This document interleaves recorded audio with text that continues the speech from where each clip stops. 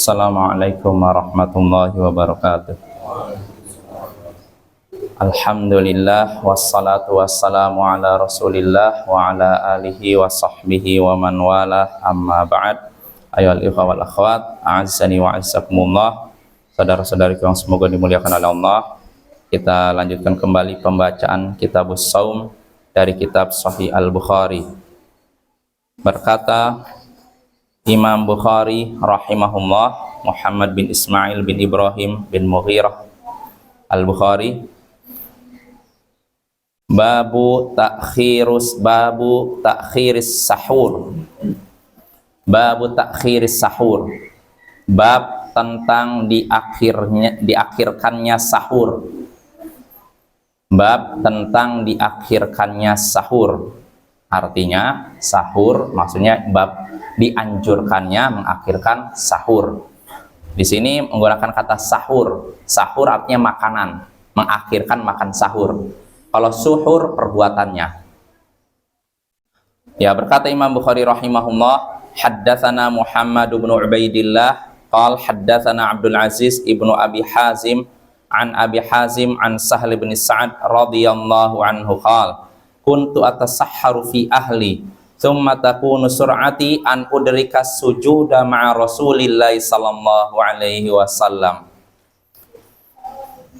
Kata Imam Bukhari, telah menceritakan kepada kami Muhammad bin Ubaidullah. Ia berkata, telah menceritakan kepada kami Abdul Aziz bin Abi Hazim dari Abu Hazim dari Sahal bin Sa'ad, semoga Allah meridainya. Ia berkata, aku menyantap sahur bersama keluargaku. Kemudian karena cepatnya aku bisa mendapati sujud bersama Rasulullah sallallahu alaihi wasallam. Jadi kata Sahal bin Sa'ad, aku sahur bersama keluargaku, kemudian karena cepatnya aku bisa mendapati sujud bersama Rasulullah sallallahu alaihi wasallam. Maksud sujud di sini artinya salat. Artinya aku mendapati, karena sahurku ini agak cepat, aku pun akhirnya sampai ke masjid dan masih mendapatkan jamaah sholat. Nah itu maksudnya Bapak ya. Nah, ini maksud hadis tersebut. Insya Allah jelas ya. Jadi dia sahurnya bersama keluarganya, kemudian setelah itu langsung bergegas ke masjid sehingga sempat mendapati mendapati jamaah sholat, tidak ketinggalan. Nah ini maksud hadis tersebut. Nah dari hadis ini kita bisa mengambil beberapa faidah, diantaranya sujud merupakan rukun sholat yang mulia. Makanya diungkapkan sholat dengan kata sujud, sama seperti ruku'. Karena sujud ini adalah posisi hamba yang paling rendah. Seorang benar-benar menghambakan dirinya kepada Allah, merendahkan dirinya kepada Allah. Dan ketika itulah dia sudah melakukan amal yang sangat mulia. Makin merendahkan diri kita kepada Allah, justru kita makin mulia. Tapi makin kita meninggikan diri kita di hadapan Allah, kita makin hina ya. Itu faidah pertama. Lalu faidah kedua yang bisa kita petik dari hadis ini, dianjurkannya menyegerakan sholat subuh. Dianjurkan menyegerakan sholat subuh, tidak diakhirkan. Karena di sini Sahal bin Sa'ad mengabarkan dia sahur. Setelah itu datang, ternyata sudah sholat kan, tapi dia masih kedapatan sholat jamaah, tidak ketinggalan. Ini menunjukkan waktu subuh, sholat subuh dianjurkan disegerakan, tidak diakhirkan. Ya, karena sholat subuh tentu saja bacaannya kan yang disunahkan panjang, berbeda dengan sholat duhur, asar, isya atau maghrib. Dan bacaan Nabi SAW dalam sholat subuh disebutkan dalam hadis tiwalil mufassal. Tiwalil mufassal itu dari surat Az-Zariyat atau surat Qaf sampai Al-Mursalat juz 29, akhir juz 29. Ini bacaan Rasulullah dalam sholat subuh sekitar itu. Dan kadang beliau membaca yang lebih.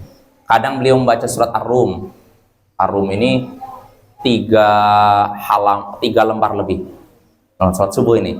Dan kadang beliau membaca surat As-Saffat 3,5 lembar.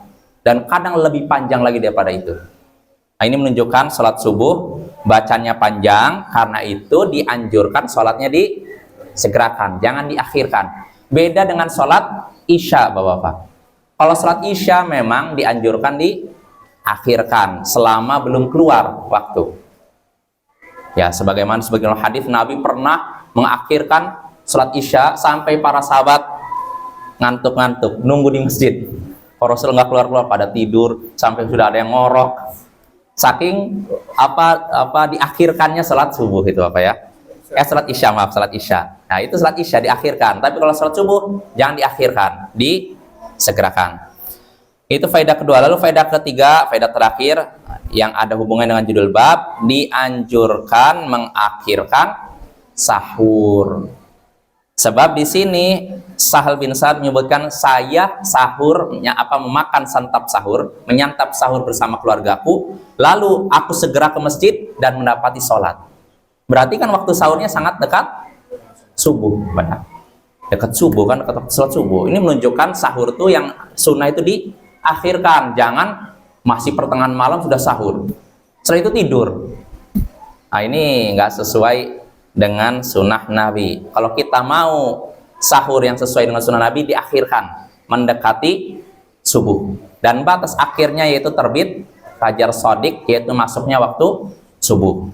Jadi itu Bapak ya, itu yang sunnah yang seharusnya kita lakukan, dan perbuatan tersebut sesuai dengan sunnah Nabi, yakni mengakhirkan sahur. Ya, mungkin itu saja, mudah-mudahan jelas dan bisa dipahami. Subhanakallahumma bihamdik, asyhadu an la ilaha illa anta, astaghfiruka wa atubu ilaik. Assalamualaikum warahmatullahi wabarakatuh.